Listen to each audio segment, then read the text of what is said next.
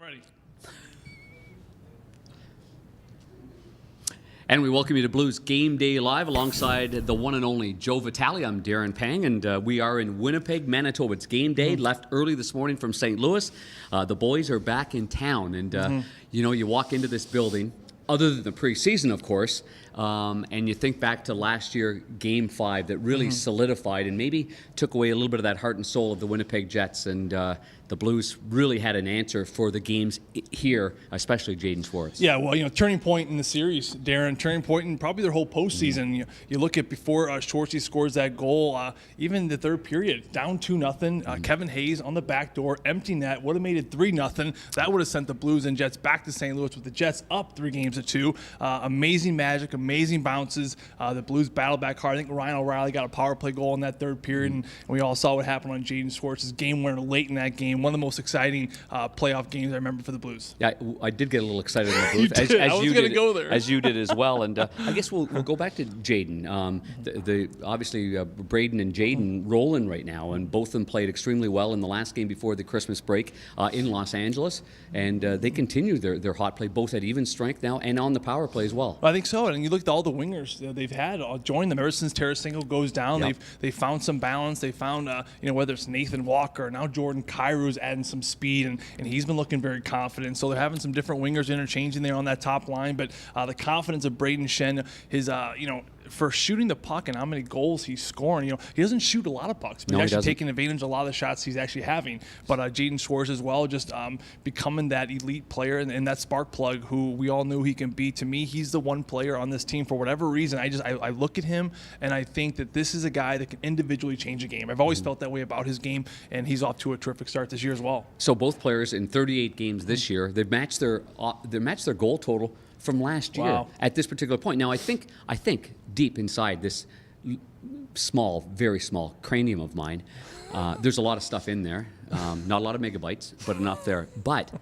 I think without Vladdy, you mentioned Vladdy, and we all knew that there was going to be a lack of goal scoring, and he's such a difference maker. One snap of the wrist and it can be a changed game. But, other guys getting more chance on the power play, and I think under Mark Savard too this year, we're seeing a formation and a consistency in the formation that has resulted in some pretty good chemistry. So far. And I know in the last 3 games the numbers are unbelievable. On the last 3, they're 5 for 12 on the power play. Yeah, 2 big ones. And so in both Schwartz is got 4 tip-in goals. Do you know that leads the National Hockey League? We're on the plane. We talked about that. Yeah, we did. I was there, Darren. I just. It's a 3-0. There's 3 of them. Another story, another time. But by Schwartz getting in the front of the net, the 2 guys off the flanks or the hash marks, Shen and David Perron, it just looks like a power play that has the confidence to score every single time they're out there. Well, I think you lose Vladdy, you lose those goals. You ask players, and I don't think players would ever admit it, but when you have a star like Vladimir Tarasenko out there, whether it's a power play or a first line, you feel pressure to get him the puck. I think I played 1 shift with Sidney Crosby. I think I got caught out there too long. But I remember I got to give him the puck. Where's 87? I got to find him. You know what I mean? So there is something instinctually, I think, in players where when you have a superstar out there, a goal scorer, you feel like you need to get them a puck. And that kind of throws off your game plan a little bit. So Jaden Schwartz, Braden Shen, they're playing with the Jordan Kyrie's and the Nathan Walkers, and maybe less pressure to look for the other winger, and then more pressure just, to play that style of hockey that they're kind of individually overcoming, and they're producing some great points this year. Yeah, that story that you're talking about deferring is an accurate one. I talked to Braden Shen on Fox Sports Midwest with my 3-time Emmy Award play-by-play partner, John Kelly. Four Emmys. 4 Emmys? I think he got 4. Darn it all. Yeah. And, of course, John Kelly, he likes to work the hallways, really grinds it out. It's like a ghost down here. Yeah, he's kind of like a ghost down here. Anyway, after the game when we were interviewing John Kelly, we talked to Braden Shen, and he actually said that about Jordan Kyrou. Remember when Jordan Kyrou busted in there, was all alone, had a chance to score on his own, and after the game, Braden Shen told him, like, you've got that play, don't worry about me. Right, although he was being very unselfish to try to get Braden Shen his 3rd goal. I thought that spoke highly of the maturity of Jordan Kyrou as well. But the players want them to go, and they're trying to push them to get to that level that they know they can be at. I agree. I think Jordan's been a great addition up here. I think with on the front end, he's been probably the biggest improvement player over the last 2 weeks. We were talking about Justin Falk on the back end too, Darren. It's been terrific. Been a terrific as well. So different players stepping up in different times. And Craig Berube said, not to go back to Tarasenko all over again, but when Tarasenko goes down, everyone's got to bring their game up just a little bit. And I think we're starting to see that from different players throughout the stretch of this lineup. And it's been a good first half. Yep. Well, I guess you look at the first half before Christmas, 3-day reset, and the players really enjoyed it.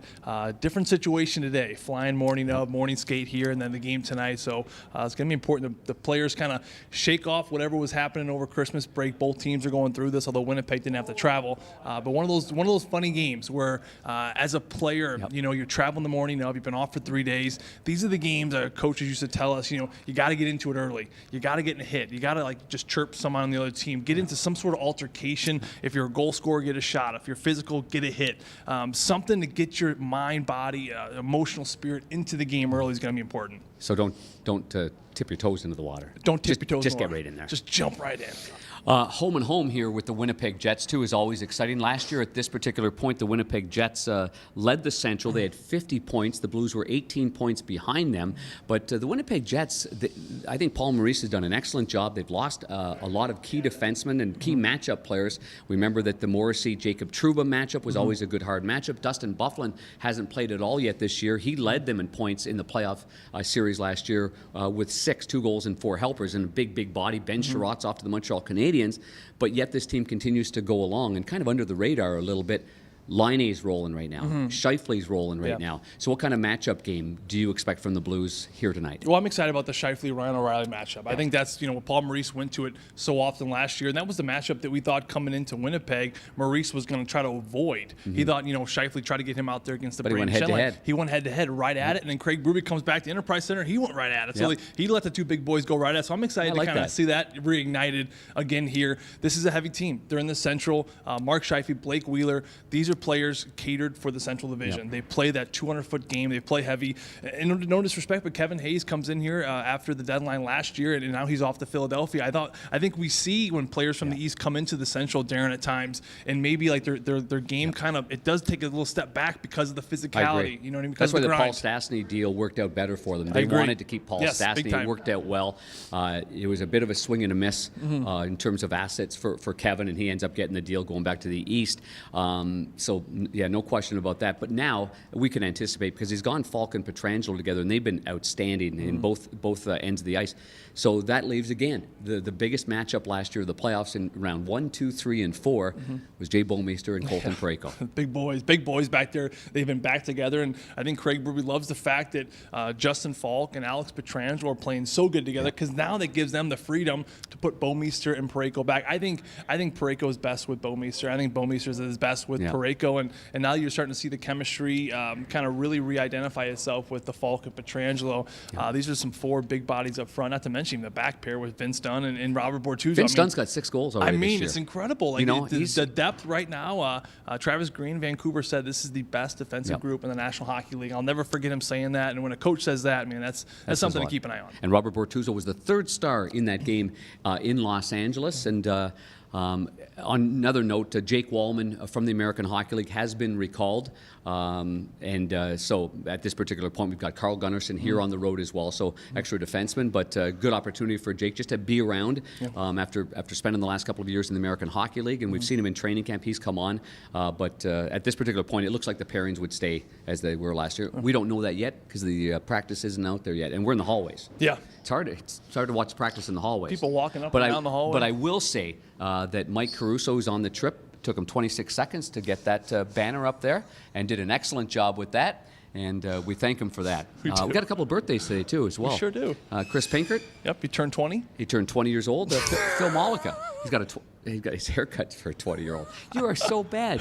Pinky does such a great job. I know. He's got youthful enthusiasm. I know. I think that's a good thing. It's a compliment. I know it was. Game tonight is at 7 o'clock. It's on the radio side, 101 ESPN, the half-hour pregame show as well. Alex Ferrario as always. He's doing an excellent job of hosting. He's a worker, man. Wall-to-wall coverage there on 101 ESPN Radio, so great job there. And on Fox Sports Midwest pregame show with Bernie and Scott will be at 6:30. It's a Central Division matchup here in Winnipeg. We're looking forward to that. John Kelly and I will have the call. Chris Kerber and Joe Vitale have the call on the radio side as well. We hope that you enjoy your day, the beautiful weather there in St. Louis, but then you tune in tonight and watch what's going to be, I'm sure, a heavyweight battle here. Game 1 of a 2-game series between the St. Louis Blues and the Winnipeg Jets. For Joe Vitale, I'm Darren Pang. Have a great day, everybody.